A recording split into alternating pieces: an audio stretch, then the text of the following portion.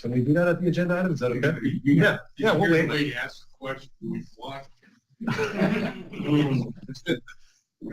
Yeah, we'll wait until then. Are there any public comments?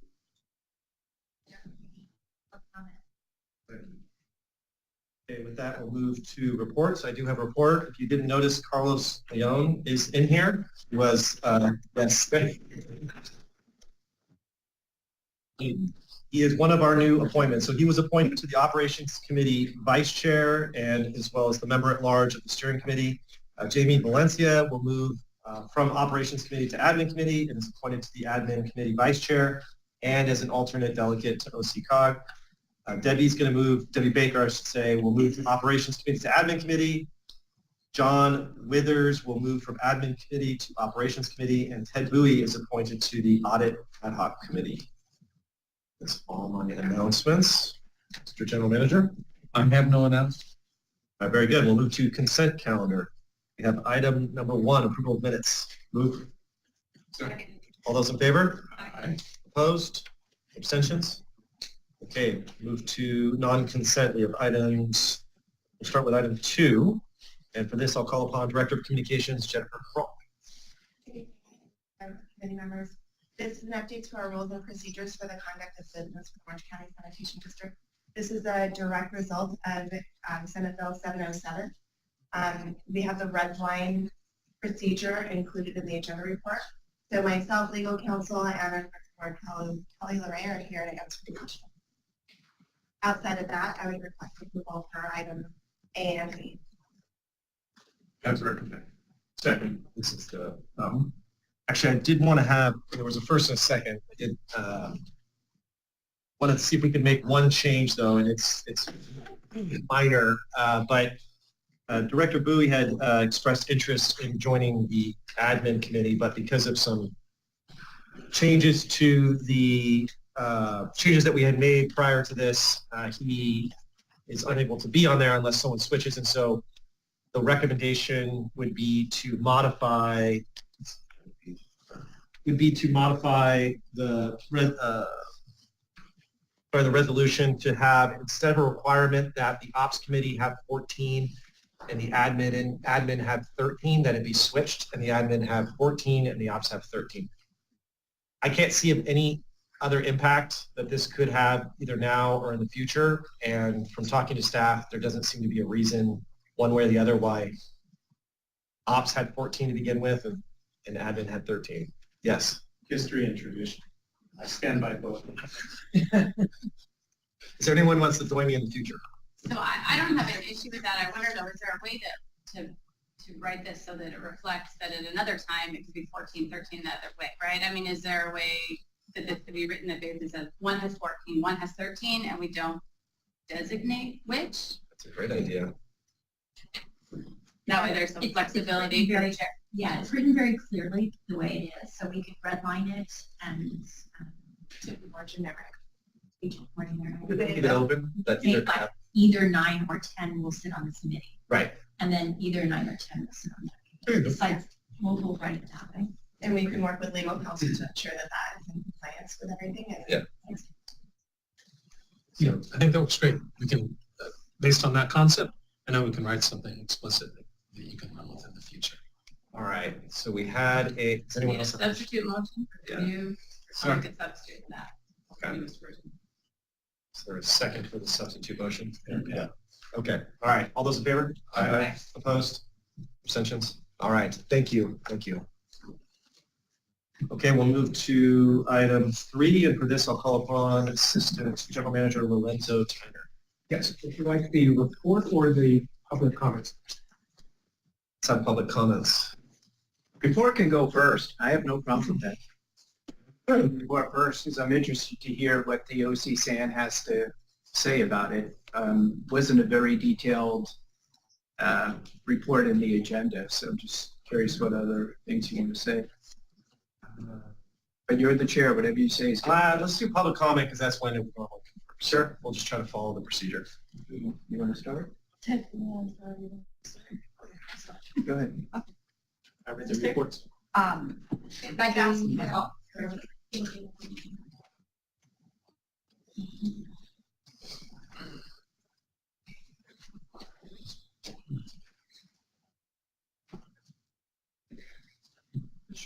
Thank you, Board Chair and Board of Directors. My name is Maggie Lee. I'm the City Manager for the City of Fountain Valley. First of all, thank you for the opportunity to speak on agenda item number 3 regarding compensation to government entities, specifically for the City of Fountain Valley. The city disagreed with the staff recommendation. As a host city for OC San headquartered, you benefit from our infrastructure and services. OC Sands continue to grow in the city, which continue to hurt our coffers, and the city requests that the OC Sand make us whole. We are a residential community, as I shared before, without a downtown and limited opportunities to recover our financial losses, including the recent purchase of 18250 Euclid Street, Pan Pacific.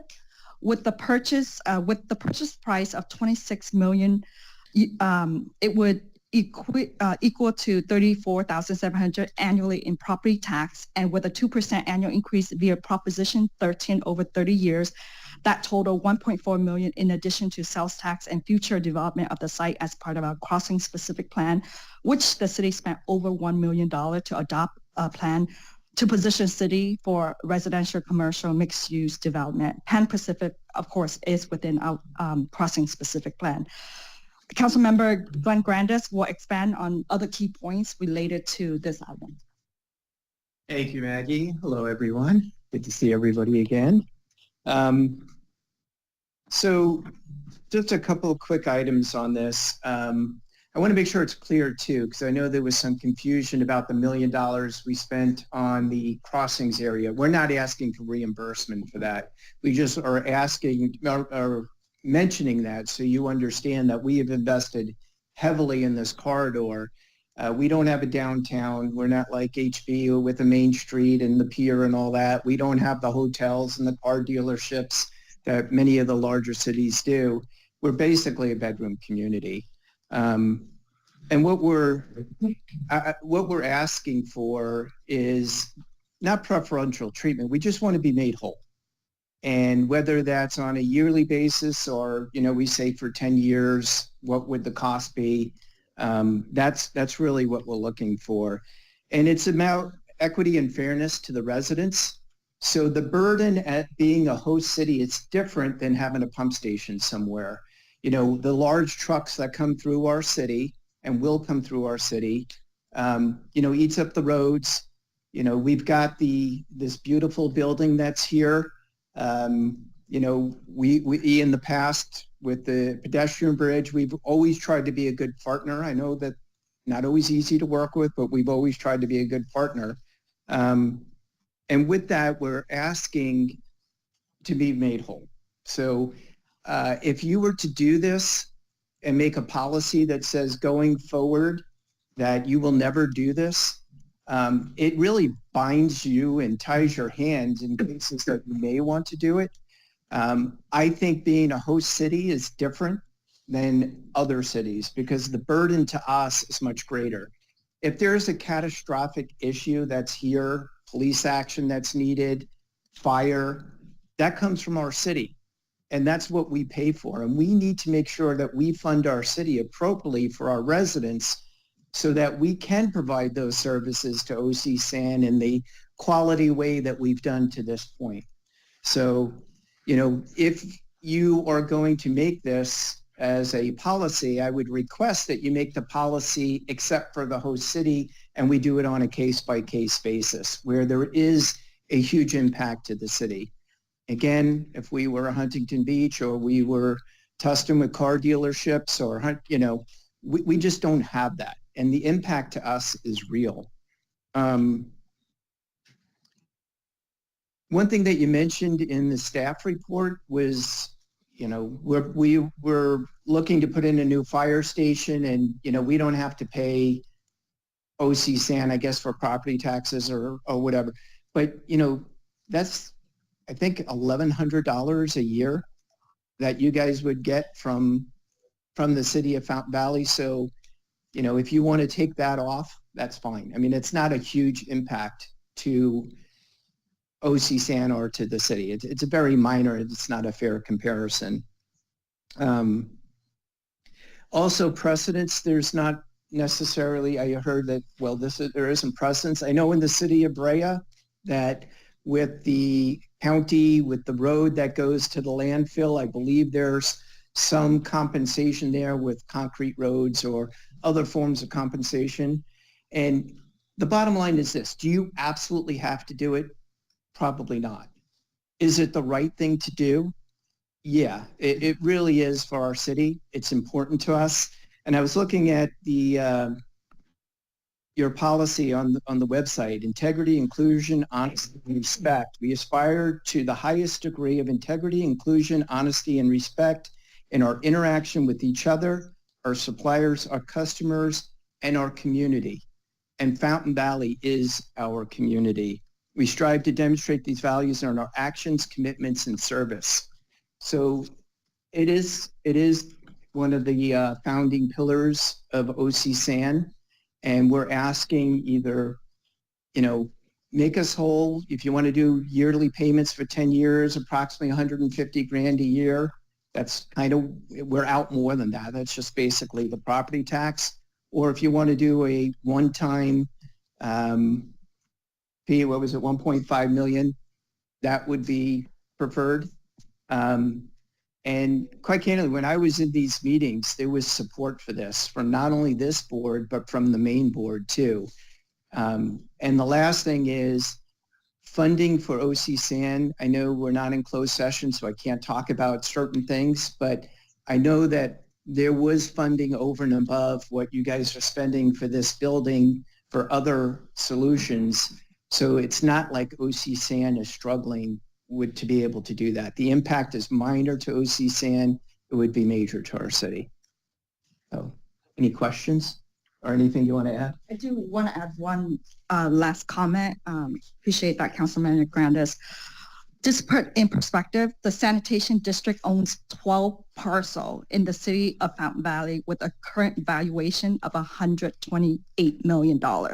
If that property was owned by a private entity, it would equal to about $165,000 annually in property tax proceeds for the city. That does not include the Pan Pacific property that you recently procured. Keep in mind, our budget is deficit when we include capital improvement program, which is the infrastructure that you have access to. And the Fire Station 1 that you referenced in the staff report, that's for public safety, a service that you also utilize in our city limits. So we just ask from the board to consider making the whole city whole, because we are a residential community with limited commercial, and we are a small community that is struggling to cut costs. I would be happy when my staff say, oh, we just save $50 a month. I'm like, fantastic.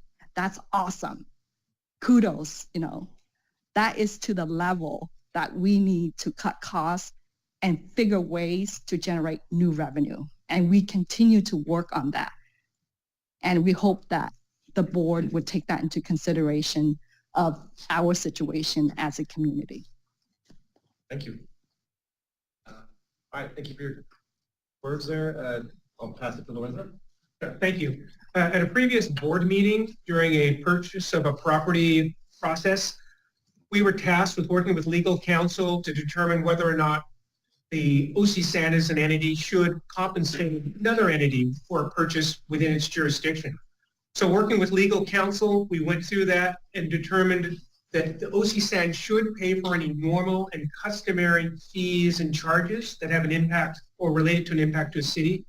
However, it was determined as a policy, we should not and do not have a legal mechanism for compensating for real or future considered revenue loss related to sales or property tax. And that was something we went through by doing our own research and working with legal counsel. Thank you. All right, we'll go back to the committee for discussion. I'll move the item as recommended. All right. So I am a bit conflicted on this one. I guess Glenn brought up the landfill and Brea. Our determination is that we're absolutely not made whole for all the wear and tear of trucks and other things in the landfill, despite a per ton amount that we receive for trucks going through there. And there's absolutely nothing that we can do about that because the health and safety organization and operation, and I don't think there's really a way to quantify a dollar amount. So I understand the calculations that were offered. There are, of course, net benefits from having a lot of employees in the city shopping, spending, dining, eating, through the meals that we have. Our meetings are coming right from local institutions. So I am sympathetic to the plight, but I don't know that there's really a way to quantify, and I also don't know what is fair. At the same time, I don't know that I'm comfortable with saying we will never, ever enter into any type of agreement. Now, for my time, this building, was constructed, and I feel like I heard there was some sort of payment to the city, right? So I don't know the details of that. Maybe. So this gets back to the idea of where we put a burden on someone, then we pay that burden. Same way Brea gets paid for the impact fee to the road. That's the fee you're collecting. And we're saying, yes, that is a legal fee. We will pay all of those fees as laid out. But what we're talking about is loss of revenue and potential revenue. And that's the mechanism where there isn't a way. There's more than just, we're all impacted as government agencies. So whenever a parcel of land is public, anybody who gets a piece of that ad valorem doesn't get that piece anymore. And we all share as cities or agencies in that burden. OCSAN has a budget item of $120 million a year in property tax. So it is a significant income item to us. And every time there's a city water well, or there's a police station, fire station, a park, things move to roads from other uses, we all take that hit. But if we're all trying to keep track of how each individual agency is affected and we're all trying to make each other whole, you're just going to have money going in a circle. Where we are a burden, where there's an impact fee, like for this building, we paid an impact fee, but not loss of revenue. Yeah, and I'll just comment. I know there's a motion, but I would comment too. I do want to, I am also sympathetic. I understand. Obviously, we all are elected officials. We sit in these positions. We look at dollars and cents. We have to make decisions. And there's increasing costs and revenue's not keeping pace. And so I get it. And I think in the case Rob mentioned, we are always seeking to be a partner in any city that we're operating in, not just the host city. We're always looking to leave the streets at least as good. They're typically left much better when we enter a city. We spend a lot of time and energy on construction outreach to ensure that impacts are mitigated. We coordinate with those local agencies, but we don't pay more than we're legally obligated to. Not because we don't want to. We'll do what we can to mitigate, but there is a legal limitation to what we can do if that mechanism is not there. And in the case of this building, from what I understand, we were a partner. But my concern is not going just beyond the legal constraints and limitations. Would be, where does this go next? I mean, I just think we bought property in Newport. I know staff is going through an extensive effort right now looking at all the property we own. But what if we go through what if we put a pipeline in a city street and a business has to shut down for a day? Then do we need to hire a consultant to calculate what the economic impact is to that business owner and the city? It's a slippery slope when there isn't a mechanism that's properly vetted and legally viable for us to follow. And so while I can understand your position that you feel that this is the right thing to do, with my OCSAN hat on, thinking of the ratepayers of every city, not just Fountain Valley, I think this could put us down a difficult path. And as far as the policy today that we have a motion for and we could approve, this doesn't bind any future board. This just lays out the policy that this board sees fit. It does not stop a future board from changing or doing a one-off. If there's some new legal vantage point that we don't see now, from what I would see, any policy we set can be changed by a future board, correct? Yes, and this is, by the way, limited on its face to grossing out lost property taxes. So it's that narrow. Yeah. Okay. Is that any others? Second. Yeah, I'm sympathetic too, but we're a community, and we got to work together. And sometimes it's just the way it is that we got to just put up with some inconveniences. You know, we're neighboring cities, and that city might be doing something that's going to totally impact the neighboring city. Do we go to that city and say, hey, you know, that's going to put some heat on us? It's going to cost us. You guys kick back some. No. It's within their realm, and it's what it is. It's just being part of the community. And I'm all, like I say, that's why I made the motion. All right. Got a motion and second. Any other discussion? Ask real quick, for when this building, so we bought it, we owned the property outright.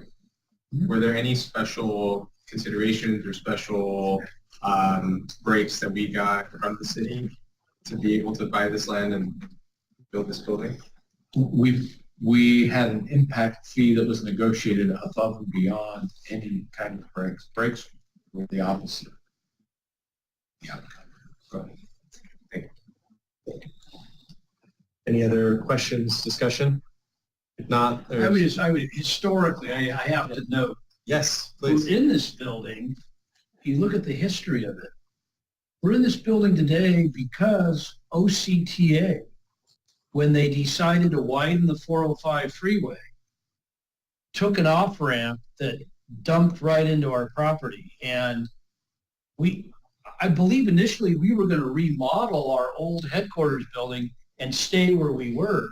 But because of the realignment and configuration of the 405 project caused us to pivot and say, well, maybe we ought to look at property outside of our fence line. I mean, that's the history of it. There was an eminent domain action. And it was, yeah, we didn't see this option. We didn't plan for this option. It was really a reaction to something OCTA did. And, you know, again, like similar, like we've all talked, if OCTA acquires property to widen a freeway and takes it off the tax rolls, you know, are they compensating, you know, Anaheim when they widen the 5 or something, you know?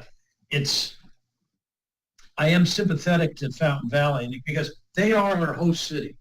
And I appreciate the good working relationship we have. And, you know, I'm maybe more of a softie, and I'd say maybe every couple of years we revisit the situation and look at the nexus in terms of the direct relationships, and maybe as things change or our operation change, maybe there could be an opportunity to sit down and identify things, because you said, you know, I view Fountain Valley really as a partner to OC San, and I think we view them that way. But I kind of agree it's hard to do kind of a blanket, you know, because we've got our operations center in Garden Grove. We've got RP1 in the city of Huntington Beach, and, you know, on and on. We've got facilities all over the county, and, you know, as you said, you know, Bayview Pump Station. And IRWD just bought property in Tustin, so I'm on my count. Yeah. Anyway, so I think there's sympathy, and I think there's an open door if there is a direct nexus to something. But as a policy, I think that's tough. It's a little tough. Yeah, if there's opportunities for us to partner that can provide support that has a mechanism for us to do so, we want to know what that is. You bet. But as it pertains to this issue in particular, I'm not seeing that. And by this issue in particular, I just want to be clear, we're talking about lost potential revenue, sales tax, and property tax, right? Yes. That is the box. Correct. Okay, thank you. Okay. All right. Now we have to talk. We can't be going. He seconded it. That was talking. Well, from a city that's heavily impacted by government agencies that have land, you know, the largest Caltrans yards in Orange County are in Orange. Public Works has huge lots. Orange County Public Works, Orange County Sheriff's. How about UCI Hospital? Relax, man. I'm getting. We've got a prison because people like Pat have to come to town and we got someplace to house them.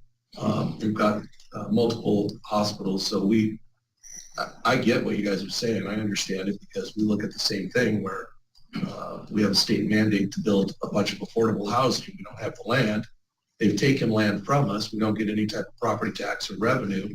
So we're kind of stuck in this quandary. So we said, well, use your state land to build your affordable housing projects, which they tell us no as well. So I get the impact. I get the hard feelings.